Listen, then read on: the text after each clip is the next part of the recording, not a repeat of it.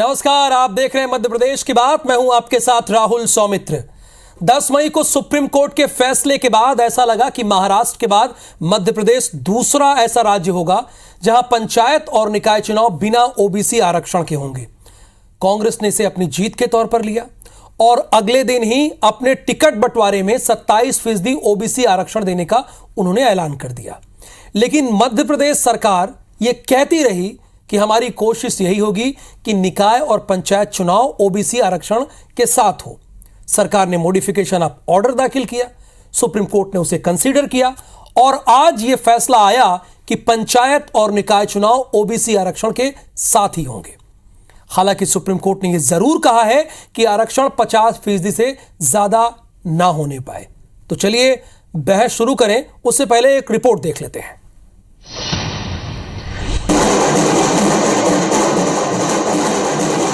OBC आरक्षण पर supreme court के फैसले के बाद राजधानी भोपाल से लेकर इंदौर तक जश्न का माहौल है। बीजेपी दफ्तरों में ढोल नगाड़े के साथ कार्यकर्ताओं ने मिठाई बांटी और पटाखे फोड़कर अपनी खुशी का इजहार किया। सुप्रीम कोर्ट के फैसले के बाद भारतीय जनता पार्टी जश्न मनाती दिखी, तो दूसरी ओर कांग्रेस ने प्रेस कॉन्फ्रेंस करके बीजेपी पर जमकर निशाना साधा। कांग्रेस ने आरोप लगाया कि पहले अधिकार छीने गए और अब खुशी मनाई जा रही है। पिछड़े वर्ग की आबादी 50% से ज्यादा है। सुप्रीम कोर्ट जजमेंट के अनुसार केवल 14% हो सकता है। ये मैं मानता हूँ घोर अन्याय है और बीजेपी ने सही तरीके से पेश नहीं किया केस। छीनते हैं, मारते भी हैं, डांटते भी हैं और फिर खुशी मनाते हैं। किस बात की खुशी मना रहे हैं ये समझ से परे है। सबसे पहले तो मिला हुआ अधिकार छीनने का काम किया अध्यादेश लाके।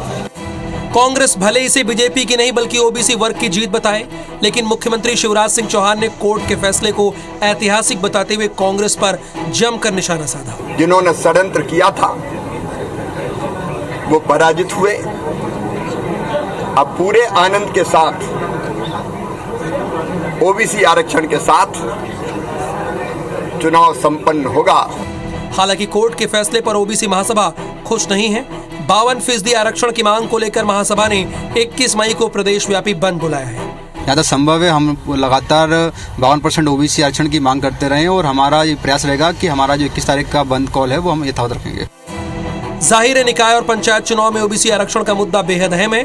30 जून तक दोनों चुनाव होने हैं। सुप्रीम कोर्ट के फैसले के बाद बीजेपी और कांग्रेस खुद को ओबीसी वर्ग का सच्चा हितैषी बनने की होड़ में लगी है। लेकिन सबसे बड़ा सवाल है कि ओबीसी आरक्षण पर सुप्रीम फैसला किसके हक में गया। Bureau report, IBC 24।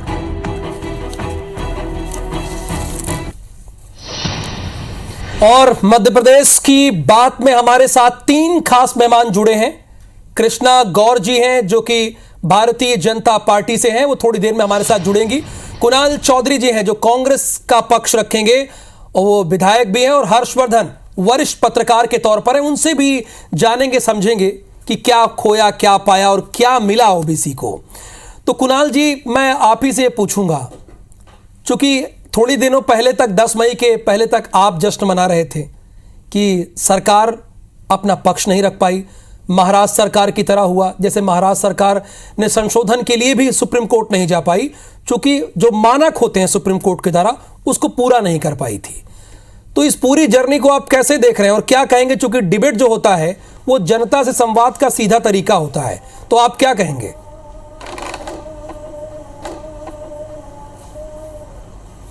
देखिए, सीधा स्पष्ट एक कहावत से स्पष्ट हो जाता है कि खाया पिया कुछ नहीं और गिलास फोड़ा 12 आना। अच्छा। और 1600 के 1000 जो कहावत है ना कि एक आदमी को 1600 दो और 1000 कमा के देता है, ये स्थिति ओबीसी के साथ हुई है। पहले आप मध्य प्रदेश की तासीर और तस्वीर को समझिए कि क्यों कांग्रेस पार्टी ने 14 से 27% आरक्षण किया था। मध्य प्रदेश में 16% SC वर्ग के हैं, उनको 15% आरक्षण है। 21% एसटी के हैं, उनको 20% आरक्षण। लगभग 54 से 56% ओबीसी है जिनको सिर्फ 14% आरक्षण था। और जनरल कैटेगरी के लिए भी जो 13% से 10 से 13% है, लगभग 10% आर्थिक आधार पर उनको आरक्षण की व्यवस्था करी गई थी। और यही आरक्षण की आर्थिक व्यवस्था, क्योंकि मेरे जैसे father food corporation of India में थे, 10,000 रुपए मंथ की नौकरी पे थे, तो कहीं ना कहीं मुझे स्कॉलरशिप और इन चीजों का फायदा नहीं मिलता था और एक आर्थिक आधार पर क्रीमी लेयर के अंदर कर आता था। 15 साल की बीजेपी की सरकार ने किया क्या कि जो आरक्षण अर्जुन सिंह जी के समय कांग्रेस पार्टी देके गई थी उसी आरक्षण को कंटिन्यू रखा और ओबीसी के नाम पे मुख्यमंत्री बनाया। शिवराज जी को बनाया, उमा जी को बनाया, गौर साहब को बनाया, शिवराज जी को बनाया और 15 साल में सिर्फ इसमें एक राजनीतिक लाभ के लिए बीजेपी ने सिर्फ जातियों पे जातियां जोड़ जोड़ के उसकी संख्या को बढ़ाने का काम किया, ओबीसी के पर आरक्षण को बढ़ाने का काम नहीं किया। कांग्रेस पार्टी की सरकार आई, जब देश में एक विचार चला कि जनरल को भी दिया जा सकता है 10%, तो जो 49% की कैप थी जिससे पहले 50% से ज्यादा नहीं हो, तो 49 से जब 59 होने का विचार आया तो हमने विचार किया कि क्यों ना केंद्र के बराबर आरक्षण मध्य प्रदेश में भी ओबीसी को 27% कर दिया जाए और उसको कर दिया गया। चुनाव भी जब हो रहे थे तो चुनाव का परिसीमन उस हिसाब से हुआ था, आरक्षण उस हिसाब से हुआ था और सारी व्यवस्थाएं हो रही थी और कोई किसी को दिक्कत नहीं थी और सीधे तौर पे उस आरक्षण परिसीमन के माध्यम से चुनाव हो रहे थे। पर बीजेपी आई, एक तुगलक की फरमान के माध्यम से एक अध्यादेश लाई, उस चुनाव के परिसीमन को रद्द किया, उस आरक्षण को रद्द किया और बाद में जानबूझ के जिस तरीके से रद्द करके जब परिसीमन के लिए लोग गए तो कोई, लेकिन कुणाल जी ये बताइए ना, चले गए और कहीं ना कहीं अच्छा इस पर क्या कहेंगे? बनी ये खबर तो पूरे देश में चर्चा का विषय रही ना। आपने कहा 10 मई को कि सरकार ने ठीक से ओबीसी का पक्ष नहीं रखा, ये कहा आपने, आपके सारे बड़े नेताओं ने कहा। देखिए मध्य प्रदेश की बात में सबको पता तो चले क्या हुआ। बिल्कुल कहा, वो कहा जब आज ये फैसला आया, यानी हमारी फजीहत महाराष्ट्र सरकार की तरह नहीं हुई। चलिए छोड़ दीजिए ना किसकी सरकार है किसकी नहीं है, बात मध्य प्रदेश की अगर हो तो कम से कम महाराष्ट्र जैसा धब्बा तो नहीं लगा। मतलब आप 1 मिनट रुके, मैं 2 मिनट रुक गया हूं, आप ही बोलिए सर। गलतफहमी में धब्बे की बात, मतलब एक मिनट रुको, 1 मिनट। आप महाराष्ट्र पे चर्चा करने चाह रहे हैं, मध्य प्रदेश पे चर्चा करने चाह रहे हैं, जहां 27 से हमने कितना कर दिया, 14 पे ले आए। ये मतलब आप किस पे मतलब आपको अगर ये है कि कोई कांग्रेस की बुराई कर दी है अलग बात है, या किसी की बुराई, ये मेरी मंशा ही नहीं है सर, अलग बात है। मध्य प्रदेश मतलब आपका ये ना इधर की ना उधर की, बात जनता की होती है। देश के अंदर पेट्रोल क्रूड ऑयल की नहीं, मेरा आप हाँ जनता की बात होती तो ये होना चाहिए कि $140 प्रति बैरल पे क्रूड ऑयल पे मनमोहन सिंह 70 रुपए पेट्रोल और 50 रुपए डीजल दे रहे थे। सर अगर ये मैं बात करूंगा तो जनता भी कहेगी ना और ये 120 किस विषय पर बहस है और किस विषय पर बात हो रही है, ये जनता भी मुझसे पूछेगी ना। ये महाराष्ट्र से करेंगे, छत्तीसगढ़ से करेंगे, यार पूछेगी ना। तो यही बताइए 27% आरक्षण मिला था ओबीसी को। चलिए सर भारतीय जनता पार्टी की नेता के भी पक्ष रख लेते हैं, कृष्णा गौड़ जी जुड़ी है, आपको मैंने इसीलिए पहले वक्त दे दिया, मैंने इसीलिए आपको पहले वक्त दिया कि आप अपनी बात रख लीजिए। अब अरे मेरे कोई गलत बात, अगर आपको गलत लगी हो तो बताओ मुझे क्यों गलत लगेगी सर? कोई गलती लगी डिबेट जनता का, जनता से संवाद कर रहे हैं आप, मुझे क्या लगे गलत? बहरहाल कृष्णा ही जुड़ी हैं, भारतीय जनता पार्टी की विधायक भी हैं। आप इधर उधर की बात कंपेयर, इधर उधर की बात नहीं, जो बात फैक्ट है वो बात रखी जा रही है। निश्चित तौर पर कृष्णा ये चुनौती तो थी जब 10 मई का फैसला है। तो रखो ना, फैक्ट बात रखो सर, वही रख रहे हैं, फैक्ट बात ये रखो, वही मेरा काम है और वही रख रहा हूं। नहीं करा पाई और आप बीजेपी की नेता की भी तो सुन लीजिए, सरकार का आप बीजेपी की नेता की भी सुनिए सर। कृष्णा गौड़ जी हमारे साथ जुड़ी हैं। कृष्णा गौड़ जी चुनौती तो बहुत थी, जैसे महाराष्ट्र सरकार को मिली वहां पर, लेकिन मध्य प्रदेश सरकार आखिर में जो चाह रही थी, जो मंशा थी, जो बार बार जनता के बीच कह रही थी, वो करके दिखाया उन्होंने। इसके पीछे क्या, कैसे आपने किया, जरा ये आप हमारे दर्शकों को बताइए, कुणाल जी को बताइए और हर्षवर्धन जी को भी। देखिए मध्य प्रदेश की सरकार को अगर सफलता मिली है तो इसका बहुत बड़ा कारण हमारी सरकार का, हमारे मुख्यमंत्री जी का संकल्प था कि मध्य प्रदेश में पंचायत और निकायों के चुनाव बिना ओबीसी आरक्षण के नहीं होंगे और इसके लिए सतत प्रयास किया गया। महाराष्ट्र का और मध्य प्रदेश के दोनों फैसलों में आप देख लीजिए कि किस प्रकार से महाराष्ट्र को असफलता मिली और मध्य प्रदेश को सफलता मिली। सबसे पहली बात कि कोर्ट का आदेश ट्रिपल टेस्ट की प्रक्रिया का पालन किया जाए, हमारी सरकार ने पूरी ईमानदारी के साथ ट्रिपल टेस्ट का पालन किया। पहले संवैधानिक आयोग का, पिछड़ा वर्ग कल्याण आयोग को संवैधानिक दर्जा देकर गठन किया गया और स्वाभाविक रूप से इस आयोग ने सरकार की मंशा के अनुरूप पूरे मध्य प्रदेश की पिछड़ी, अति पिछड़ी जातियों का डेटा कलेक्शन किया, सर्वेक्षण किया, वहाँ की आर्थिक, सामाजिक, शैक्षणिक, राजनीतिक स्थिति क्या है उसके डेटा कलेक्ट किए और उसके आधार पर एक विस्तृत रिपोर्ट बनाई। उस विस्तृत रिपोर्ट को हमने जब सरकार को सौंपी, सरकार ने उस रिपोर्ट को सुप्रीम कोर्ट को प्रस्तुत की और सुप्रीम कोर्ट ने उस रिपोर्ट के आधार पर ही आज अगर यह फैसला दिया है तो निश्चित रूप से हम ये कह सकते हैं कि हमारी सरकार के संकल्प, माननीय मुख्यमंत्री जी के संकल्प का ये परिणाम है कि हमें इतनी बड़ी सफलता मिली है। वरना कांग्रेस ने तो ओबीसी के आरक्षण को रद्द कराने के षड्यंत्र में कोई कसर नहीं छोड़ी थी। अगर कांग्रेस की मंशा रहती और कांग्रेस अपनी चाल में सफल हो जाती तो आज बिना आरक्षण के ओबीसी के चुनाव हो रहे, बिना ओबीसी आरक्षण के पंचायतों निकायों के चुनाव हो रहे होते मध्य प्रदेश में। लेकिन निश्चित रूप से मैं कह सकती हूँ कि हमारी सरकार को बहुत बड़ी सफलता मिली है, क्योंकि हमारी सरकार का संकल्प था, हमारे मुख्यमंत्री जी का संकल्प था कि हमें मध्य प्रदेश में ओबीसी वर्ग को न्याय देना है। हर्षवर्धन जी भी जुड़े, वरिष्ठ पत्रकार हैं। दोनों दलों ने यानी बीजेपी और कांग्रेस ने अपनी बात रखी है। हर्षवर्धन जी, 10 मई के बाद से जो कुछ भी हुआ उस पे एक वरिष्ठ पत्रकार का क्या दृष्टिकोण है? देखिए, आज जो फैसला आया वो शिवराज सिंह चौहान सरकार की एक रणनीतिक जीत है चुनाव से पहले। वरना अगर ऐसा होता कि बिना ओबीसी आरक्षण के चुनाव होते तो कांग्रेस को मौका मिल जाता कि देखिए ओबीसी वर्ग का मुख्यमंत्री मध्य प्रदेश में और आरक्षण मिल नहीं पा रहा। तो पहली बात तो ये कि एक बड़ा एक रणनीतिक बल मिला है भाजपा को। दूसरी बात ये है कि जो आरक्षण का एक कैप लगा रखा है सुप्रीम कोर्ट ने काफ़ी पहले से 50% का, उसके दायरे में ही मिलना है और सरकार किसी भी वर्ग का, चाहे एसटी का चाहे एससी का आरक्षण कम नहीं कर सकती। अब देखने वाली बात ये होगी कि ओबीसी को कितना आरक्षण कागज पे मिलता है और क्या भाजपा कुछ कहीं कम होता है तो कंपेंसेट करती है क्या, ये भी देखने वाली बात होगी। क्योंकि देखिए, पूरे प्रदेश में आबादी का बंटवारा अलग अलग है, कहीं ओबीसी ज़्यादा है, कहीं कम है, ठीक है, कहीं आदिवासी ज़्यादा है, कहीं कम है। तो ये बात है। दूसरी बात, कांग्रेस के पास एक जो मौका था हमला करने का भाजपा के पास कि देखिए साहब, कमलनाथ सरकार ने 27% कर दिया और आपने 1% भी दे नहीं पा रहे हैं, वो मौका आज निकल गया है। और चुनाव कहीं ना कहीं एक लेवल प्लेइंग फील्ड पे आने के समान मौके से दोनों दलों के पास है और जिस दल ने ओबीसी के लिए काम किया होगा उसको जनता चुनेगी। बिल्कुल ठीक कह रहे हैं। देखिए, यहाँ पर कुणाल जी, एक वरिष्ठ पत्रकार का ये मानना है कि अब बात बराबरी की है और आज को जो कुछ हुआ है वो एक रणनीतिक बढ़त मान रहे हैं भारतीय जनता पार्टी का। एक वरिष्ठ पत्रकार का कमेंट है। मुझे नहीं मालूम, अपनी जगह वरिष्ठ पत्रकार, उन्होंने अपने विचार रखे, पर कातिल भी तुम, मुंसिफ भी तुम और सजा भी तुम और सारी चीजें ये बीजेपी दिखा। मतलब 27 के 14% कराने को ये इन्हें स्पष्ट कर दिया विधायक जी ने कि बीजेपी की एक मंशा थी कि 27% ओबीसी पे आरक्षण के ऊपर कहीं ना कहीं चुनाव नहीं कराना था। इसीलिए उस पे इस साजिशन के तहत, मतलब कांग्रेस पे अध्यादेश कौन लाया, कौन ने उस चुनाव के जो परिसीमन हो चुका था, परिसीमन 10 साल में होता है, ये कोई बड़ी बात नई बात नहीं है। परिसीमन हुआ था, आरक्षण रोटेशन प्रणाली से और सारी बेहतर तरीके से हुआ था। उस आरक्षण को रद्द करा के 14% पर लाके इसे रणनीतिक जीत बिल्कुल होगी।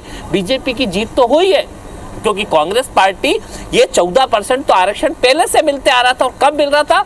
अर्जुन सिंह जी के समय कांग्रेस पार्टी इस आरक्षण को लेके आई थी और वही 14% आरक्षण आज तक चल रहा था। अभी कांग्रेस की सरकार आई और कांग्रेस ने जो 56 से 58% ओबीसी को 27% आरक्षण दिया था और ओबीसी का दायरा बढ़ाने का काम किया था। अब उस 27% को 14%, नहीं, जब सरकार पिछड़ा वर्ग का आयोग का गठन कर रही थी तो आपका दल कई खेमों में बटा हुआ था, कई खेमों में। आप देख रहे हैं, आप समझ भी रहे होंगे, मेरे पास नाम भी है, लेकिन आप ही से बताइए ना, जब वो पिछड़ा वर्ग आयोग का गठन कर रही थी तो कई खेमों में बटे थे आपका दल। बताओ ना, आप बताओ क्या नाम है, आप बताओ ना क्या जफर जी आयोग को जो बनाया गया। कुणाल जी, आपको यह भी याद रखना चाहिए, आपने अभी माननीय अर्जुन सिंह जी का जिक्र किया है। कृष्णा गौर जी कुछ कह रही है, सुन लेते हैं। कुणाल जी। जी कुणाल जी आपकी एक बात पर ही मैं अपना जवाब देना चाहूंगी। अभी आपने माननीय अर्जुन सिंह जी का जिक्र किया है। माननीय अर्जुन सिंह जी ने के समय ही 1980 में रामजी महाजन आयोग का गठन हुआ था और रामजी महाजन आयोग ने ये सिफारिश की थी कि ओबीसी को 35% रिजर्वेशन मिलना चाहिए। क्यों नहीं दिया आपकी सरकार ने? किसने रोका था 35% आरक्षण के लिए?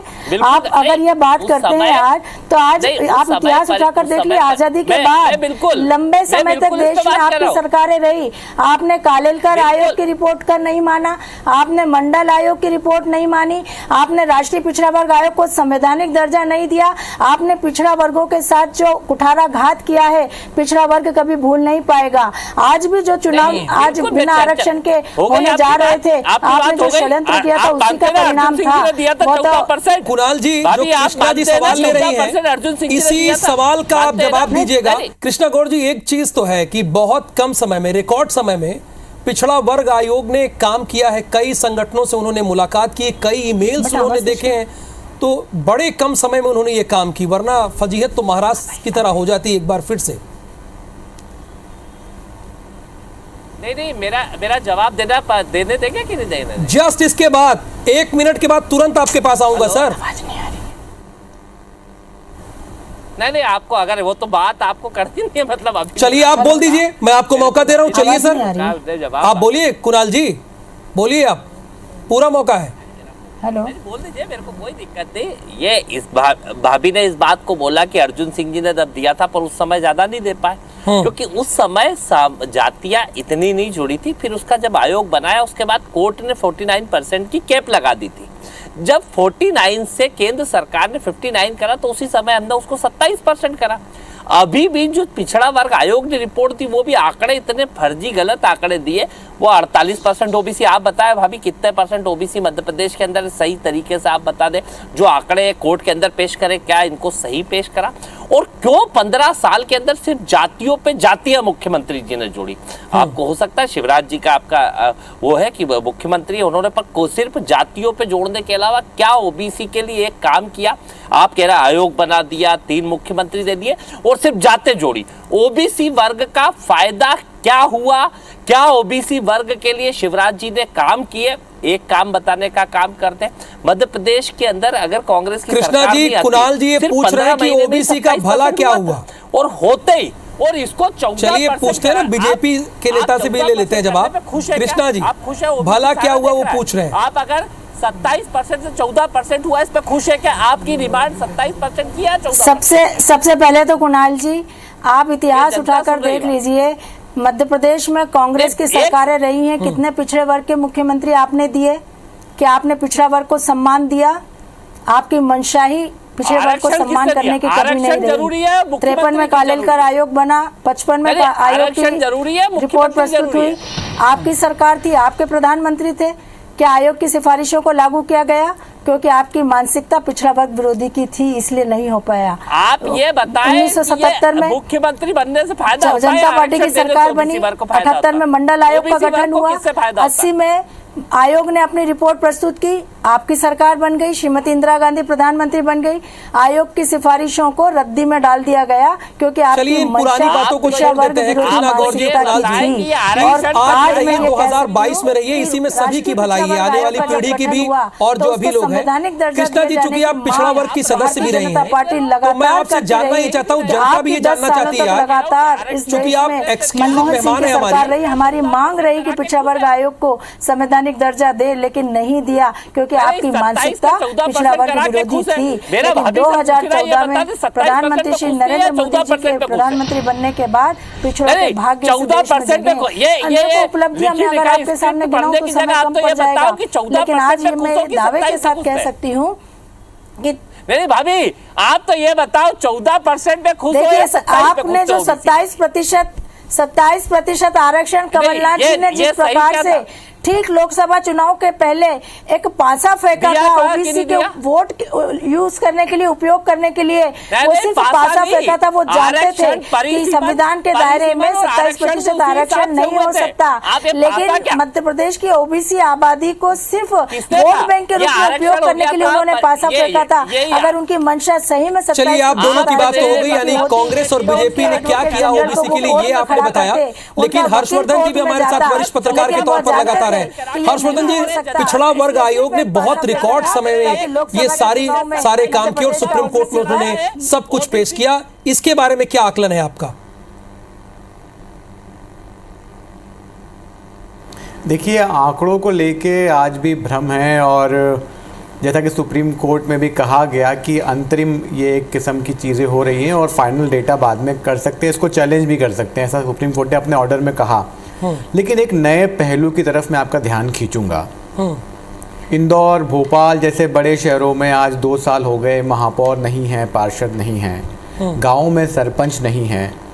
तो क्या ये राजनीतिक दल और उनकी ये प्रशासकीय चूक पे सवाल नहीं होना चाहिए क्या इस बात के लिए?